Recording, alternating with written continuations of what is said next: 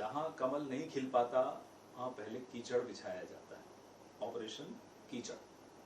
तो आप हैरान क्यों हैं?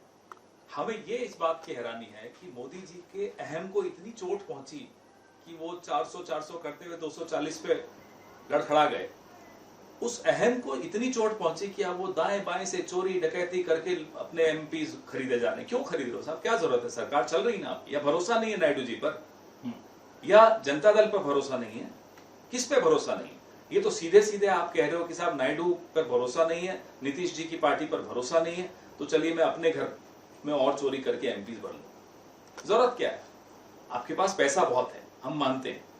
आप 5 किलो चावल देते हो पूरे देश को, बहुत बड़ी बात करते हो, और एमपी खरीदने निकल पड़ते हो। ये इसलिए होती क्या सरकारें कि एमएलए एमपी खरीदेंगे? झारखंड में इन्होंने क्या किया आपने देखा, मध्य प्रदेश में इन्होंने क्या किया आपने देखा।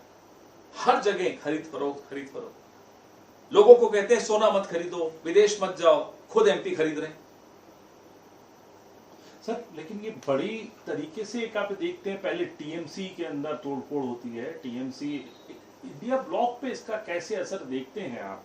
क्योंकि पहले टीएमसी, क्योंकि आप राज्यसभा सांसद, आप खुद भी हैं, हाउस प्रोसीडिंग्स को आप खुद देखते हैं कि हाउस के अंदर तो नंबर ऊपर नीचे हो रहे हैं, उस पे उसको किस तरीके से क्या इनकी मंशा है तो ये जाने, क्यों अपने नंबर बढ़ाना चाहते हैं, क्या नियत है, क्या संविधान के साथ खिलवाड़ करना चाहते हैं? जो हमको शुरू से शक था इन पर, ही 400 पार इनके अपने लोग कहते थे भी संविधान बदलना है। हो सकता है संविधान बदलने की दिशा में ये इस तरह की खरीद फरोख्त कर रहे हैं। उसको कैसे देखते हैं सर, जो नाम बदला जा रहा है पश्चिम बंगाल के अंदर, उसको कैसे देखते हैं आप? जो नाम बदला, अब ये इतने पढ़े लिखे जाहिल हैं या अनपढ़ जाहिल हैं हम नहीं जानते, क्योंकि डिग्रियों का हमें आइडिया नहीं है इनकी, लेकिन कौन से सोहरावर्दी उसमें कंफ्यूज हो गए और सरकार चला रहे हैं साहब। अरे चलिए, आपको ज्ञान नहीं है, आप व्हाट्सएप नर्सरी के छात्र हैं, मानते हैं हम। आपके अगल बगल में आईएएस अफसर होंगे कुछ, या वो भी आपने ऐसे चुने जो आपको ये ज्ञान नहीं दे पा रहे कि ये सोहरावर्दी अलग है, ये सर सोहरावर्दी हैं जो कि बहुत पढ़े लिखे शिक्षाविद थे, रिसर्चर थे, शांति निकेतन में वो रिसर्च करते थे, पहले कलकत्ता यूनिवर्सिटी के पहले वाइस चांसलर थे, मुस्लिम वाइस चांसलर। और ये भी इन्हें नहीं मालूम कि जो ये वाइस चांसलर जब बने वहां, तो इनका भारी विरोध हो रहा था। उस वक्त भी संघी तो थे ही ना, संघी मानसिकता के लोग, लेकिन इनके समर्थन में कौन उतरा? श्यामा प्रसाद मुखर्जी उतरे। सबसे घनिष्ठ संबंध इनके 2 लोगों से थे, रविन्द्रनाथ टैगोर साहब से और श्यामा प्रसाद मुखर्जी से। श्यामा प्रसाद मुखर्जी इनके खास सलाहकार थे। जब भी इनको कोई सलाह लेनी होती थी सोहरावर्दी जी को, सर सोहरावर्दी जी को, ये सर हसन सोहरावर्दी हैं, ये जिनकी बात ये कर रहे हैं हुसैन सर सोहरावर्दी हैं, और सरकार चलाने वालों को इन दोनों में अंतर नहीं मालूम। तो सोचिए आप इस देश का कितना बेड़ा गर्क करने वाले हैं और उस प्रदेश का कितना बेड़ा गर्क करने वाले हैं। कहा तो ये भी गया, एलिगेशन लगा कांग्रेस ने पश्चिम बंगाल का ये हाल कर दिया, इस तरीके से हाल किया है, उस पर क्या कहें? प्रधानमंत्री ने कल कोई टिप्पणी की कि पार्टीशन के वक्त हमने पश्चिम बंगाल को, कांग्रेस ने अबैंडन कर दिया बंगाल को। फिर वही अल्पज्ञानी, ये व्हाट्सएप नर्सरी के प्रिंसिपल हैं, स्टूडेंट तो नहीं कहूंगा, प्रिंसिपल हैं। इन्हें यह नहीं मालूम कि बंगाल के विभाजन का अगर जिम्मेदार कोई है, उस एक शख्स का नाम है डॉक्टर श्यामा प्रसाद मुखर्जी। किसका विरोध कर रहे थे वो? शरद चंद्र बोस का, जो कि पार्टीशन के खिलाफ थे। अगर प्रधानमंत्री, क्योंकि समय इनके पास बहुत है, जब अगली बार विदेश वापस लौटें उससे पहले समय तो होगा, थोड़े दिन भारत के में आए हैं, हम उन्हें किताबें भिजवा देते हैं। शरद चंद्र बोस की क्या भूमिका थी, श्यामा प्रसाद मुखर्जी की क्या भूमिका थी बंगाल के विभाजन में, और किस भाषा में ये चाहते हैं हम उस भाषा में अनुवाद कहें तो टेलीप्रॉम्प्टर पे भिजवा देते हैं, जिसपे उन्हें सूट करे। पर्ची चाहिए, पर्ची भिजवा दें।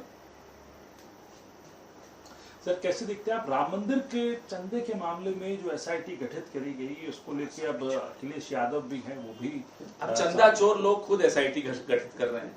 चोर क्या खुद अपने आप को चोर कहेगा? हम सीधे सीधे मांग करते हैं कि आप ऊपर से नीचे तक सबका इस्तीफा लीजिए। भगवान राम मर्यादा पुरुषोत्तम कहलाए जाते हैं, जिन्होंने, और मर्यादा पुरुषोत्तम थे, उन्होंने सत्ता त्याग दी, 14 साल वनवास काटा एक सिद्धांत की रक्षा के लिए, और ये उन्हीं भगवान राम के नाम पर सत्ता हड़पते हैं, चंदा चोरी करते हैं, और फिर एसआईटी की लीपापोती करते हैं।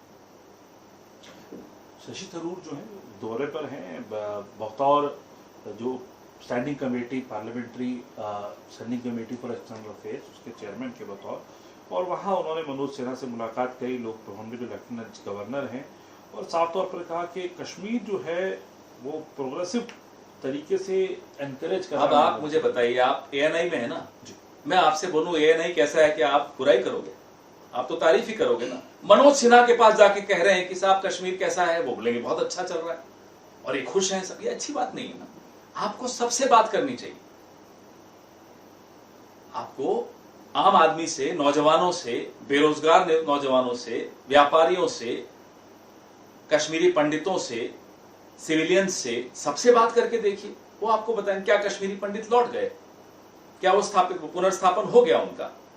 ये सारे सवाल हम सबके मन में हैं और मुझे पूरा भरोसा है डॉक्टर थरूर सबसे मिलेंगे और उसके बाद वो अपना मंतव्य भी बदलेंगे। मैं पूरा भरोसा, आपके उनके पढ़े लिखे आदमी, मुझे भरोसा है वो करेंगे ऐसा। आपके मोबाइल पर तुरंत आएगी ब्रेकिंग न्यूज, स्क्रीन पर सबसे पहले दिखेगी बड़ी खबर, देश दुनिया की हर खबर एक जगह। अब आपके मोबाइल पर तुरंत फटाफट इंस्टॉल कीजिए न्यूज नेशन ऐप और रखिए खुद को अपडेट।